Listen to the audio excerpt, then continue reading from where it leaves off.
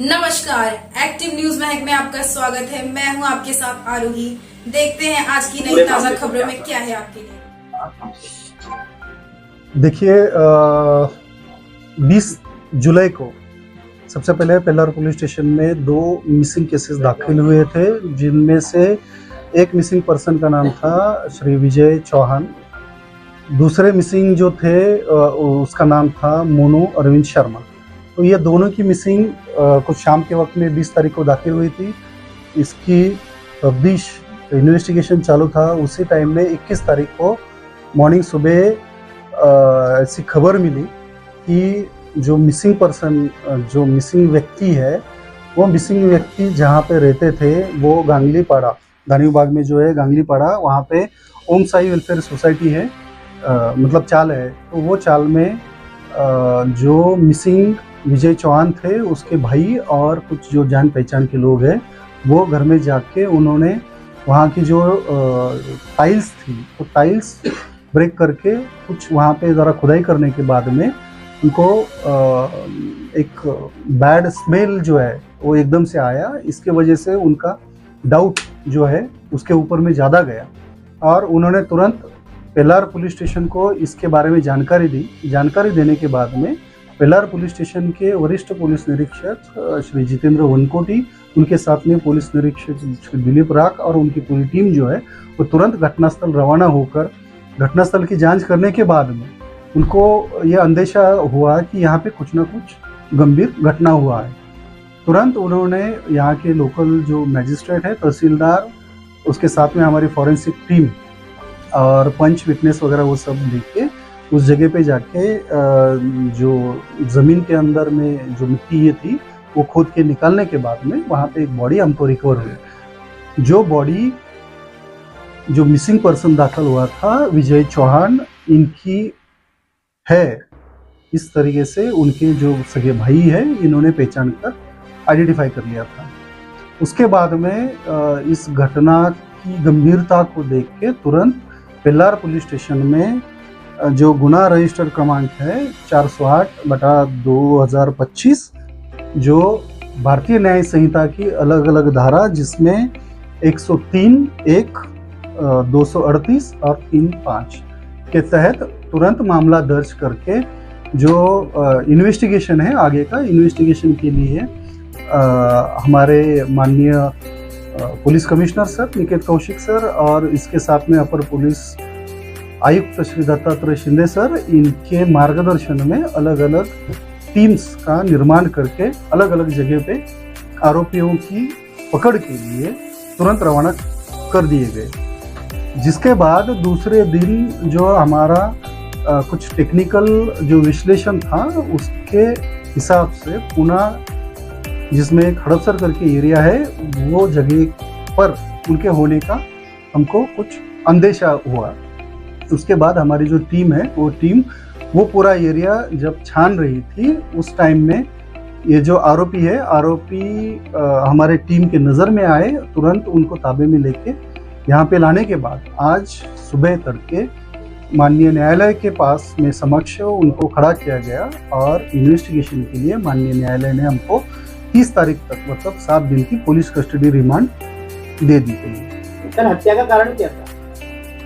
देखिए, जांच जो अभी प्राथमिक अवस्था में है, इसमें जो चीज़ें प्राथमिक रूप से सामने आ रही है, उसमें जो इसमें मृतक है विजय चौहान, इनकी पत्नी श्रीमती चमन चौहान और इन्हीं के रूम के बगल में रहने वाला मोनू अरविंद शर्मा, ये दोनों के बीच में पिछले कुछ महीनों से जो नाजायज संबंध और जो प्रेम संबंध जो तैयार हुए थे, और जिसके चलते जो मृतक विजय चौहान है, उसके और उसकी पत्नी आरोपी चमन चौहान, ये दोनों के बीच में, और जो यह दूसरा आरोपी है मोनू शर्मा, इसके माता पिता और मोनू शर्मा खुद, इनके साथ में काफ़ी बार अनबन झगड़ा इस तरीके से काफ़ी दिन से चल रहा था।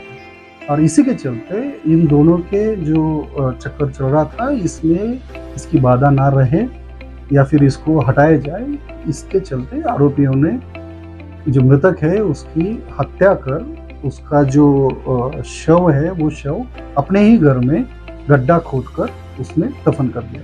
किस प्रकार की किस हथियार का उपयोग किया गया था या किस पद्धति से? जी देखिए, हथियार और इसके बारे में जो है वो जब पोस्टमार्टम रिपोर्ट मिलेगा और उसके बाद में बाकी और इन्वेस्टिगेशन करने के बाद एक्चुअली भी किस तरीके से और किस इससे हथियार से या और दूसरे किस तरीके से इसकी हत्या हुई है, इसके बारे में और स्पष्ट रूप से जानकारी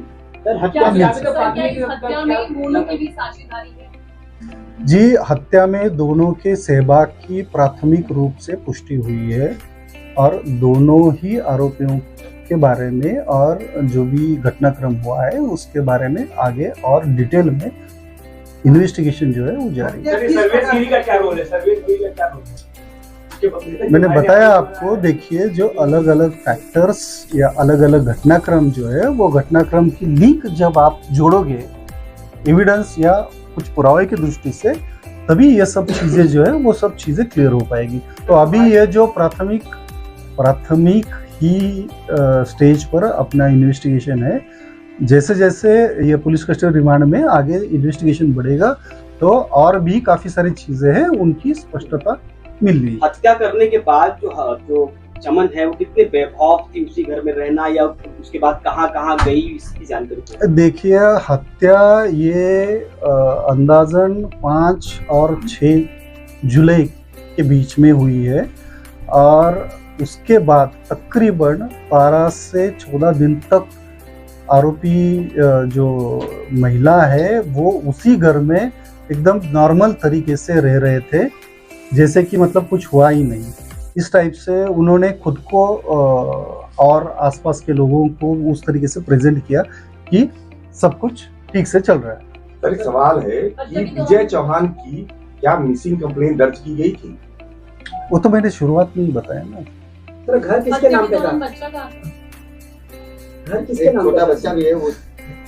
ये सब चीजें आप जो ये है वो बच्चा कहाँ था जिस समय हत्या हुई और बच्चे ने क्या जानकारी? देखिए जब देर रात तो उनकी हत्या की गई उस टाइम में बच्चा उन्हीं के घर में था, कहीं बाहर नहीं था। और दूसरे दिन जब वो गड्ढा खोदकर उसमें ये कर रहे थे तो उस टाइम में कुछ देर के लिए वो जो बच्चा है वो अपने स्कूल गया था और उसके बाद में फिर वो अपने घर पे ही रहा है। मृतदेह को कहाँ रखा गया था हत्या के बाद? हत्या के बाद में मृतदेह उन्हीं का जो सोने का पलंग मतलब जिसपे सोता है वो जो बेड है, बेड के ऊपर में ही मतलब उसके ऊपर में चादर वगैरह वो सब काफी सारा कपड़ा वगैरह डाल के लपेट के वहीं पे रखा गया था। और ये सब काम होने के बाद गड्ढा होने के बाद में फिर उसमें डालकर दफन कर। पुणे में कैसे पहचान हुई कि यहाँ पर वो औरत है या बच्चा है, कैसे उसको? देखिए कुछ छोटी मोटी जो टेक्निकल चीजें होती है, जो चीजों के माध्यम से यहाँ तक हमको जानकारी मिली थी कि पुणे में किसी एरिया में वो हो सकते हैं। अब वो अगर हमको वो थोड़ा सा लीड था लेकिन उसके आगे बाकी कुछ भी लीड नहीं था। तो हमने हमारी जो पूरी टीम है वो पूरी टीम अलग अलग टुकड़ियों में बांटकर वो जो एरिया है वो एरिया पूरा हम स्कैन कर रहे थे, मतलब पूरा एरिया छान रहे थे। और ऐसी छानबीन करते वक्त में एक मेडिकल स्टोर के पास में ये जो 5 साल का लड़का है इनका, तो वो लड़का वहाँ पे स्पॉट हुआ। होने के बाद में जो हमारे PSI भोपले करके है उन्होंने देखने के बाद थोड़ा सा उनको जैसे डाउट रहा हुआ। उसके बाद में थोड़ा सा इधर वो देखने के बाद ये जो आरोपी महिला है चमन चौहान, तो वो अपने सर के ऊपर में दुपट्टा ओढ़कर वहाँ से निकल रही थी। तो निकलते समय में अचानक मतलब हवा या किसी वजह से हुआ होगा, लेकिन वो जो दुपट्टा है थोड़ा सा उनके सर से सरक गया था, जिसके कारण वो एक कुछ सेकंड का जो है वो चेहरा हमारे ऑफिसर को देखने को मिला।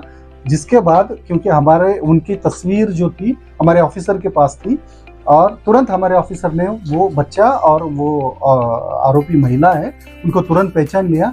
उन्हीं के साथ में ये जो दूसरा आरोपी है वो भी था, तो तुरंत हमारी टीम ने झपट कर उनको ताबे में ले लिया। इस हत्या को किस तरीके से अंजाम दिया गया, क्या किसी धारदार हथियार का इस्तेमाल किया गया है या ऑलरेडी इसके बारे में मैं बोल चुका हूँ। मोनू शर्मा का बैकग्राउंड बताइए। देखिए, मोनू शर्मा एक बीएससी आईटी के अच्छे कोर्स में तीसरे साल मतलब तीसरे वर्ष में पढ़ाई कर रहा था। एकेडमिक काफ़ी अच्छा है उसका और काफ़ी तेज पढ़ने में है। सर ये हत्या कितना दिन पहले की गई थी? ये हत्या और ये भी बता दिया ऑलरेडी 5 या 6 के बीच में ये रहा है।